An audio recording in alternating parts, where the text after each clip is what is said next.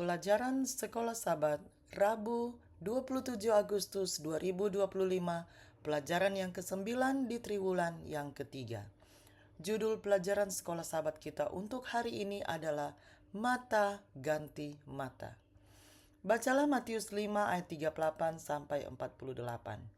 Bagaimanakah Yesus menafsirkan makna hukum pembalasan? Bagaimanakah kita harus menerapkannya pada masa kini?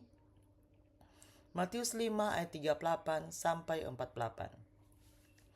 Kamu telah mendengar firman, mata ganti mata dan gigi ganti gigi. Tetapi aku berkata kepadamu, janganlah kamu melawan orang yang berbuat jahat kepadamu, melainkan siapapun yang menampar pipi kananmu, berilah juga kepadanya pipi kirimu. Dan kepada orang yang hendak mengadukan engkau karena mengingini bajumu, serahkanlah juga jubahmu. Dan siapapun yang memaksa engkau berjalan sejauh 1 mil, berjalanlah bersama dia sejauh 2 mil. Berilah kepada orang yang meminta kepadamu, dan janganlah menolak orang yang mau meminjam daripadamu. Kamu telah mendengar firman, kasihilah sesamamu manusia, dan bencilah musuhmu. Tetapi aku berkata kepadamu, kasihilah musuhmu, dan berdoalah bagi mereka yang menganiaya kamu.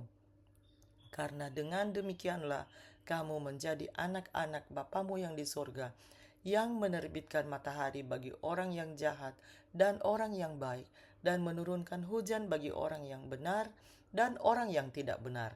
Apabila kamu mengasihi orang yang mengasihi kamu, apakah upahmu? Bukankah pemungut cukai juga berbuat demikian? Dan apabila kamu hanya memberi salam kepada saudara-saudaramu saja, apakah lebihnya daripada perbuatan orang lain? Bukankah orang yang tidak mengenal Allah pun berbuat demikian? Karena itu haruslah kamu sempurna, sama seperti Bapamu yang di sorga adalah sempurna. Dalam khotbah di bukit, Yesus Kristus mengutip ayat-ayat dari Perjanjian Lama, ayat-ayat yang sudah pasti diketahui banyak orang. Namun, dia berbicara menentang penafsiran para rabi yang ada saat itu, yang selama berabad-abad telah menyimpang dari tujuan awal hukum-hukum ini, yaitu tradisi manusia tidak hanya menutupi tujuan firman Allah, tetapi dalam beberapa kasus.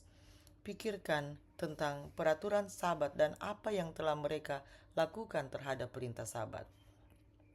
Telah menyelewengkan maksud dan maknanya. Dengan firman-Nya, Yesus mengembalikan makna asli dari hukum-hukum ini.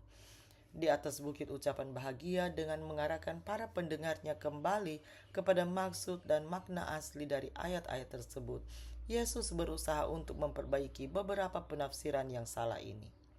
Ayat dari Keluaran 21 ayat 24 yang berbicara tentang mata ganti mata, gigi ganti gigi dikutip dalam Matius 5 ayat 38.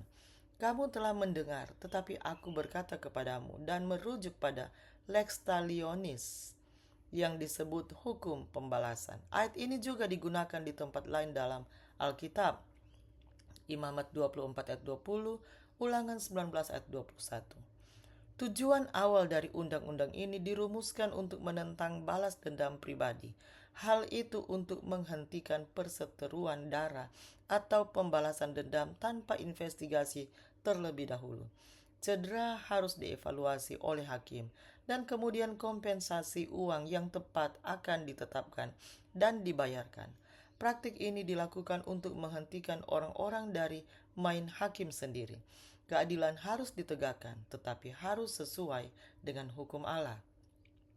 Yesus Kristus yang memberikan hukum-hukum sosial kepada Musa mengetahui tujuan dari hukum ini. Oleh karena itu, dia dapat menerapkannya dengan cara yang objektif, sesuai dengan maksud aslinya.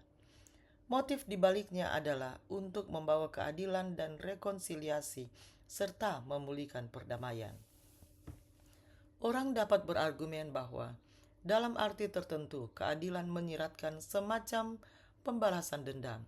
Penerapan yang tepat dari hukum-hukum ini tampaknya merupakan upaya untuk menemukan keseimbangan yang tepat antara gagasan keadilan dan pembalasan dendam. Bagaimanakah seharusnya kesadaran bahwa suatu hari nanti keadilan akan datang membantu Anda menghadapi semua ketidakadilan yang kita lihat di dunia saat ini? Demikianlah bacaan pelajaran Sekolah Sabat Rabu 27 Agustus 2025.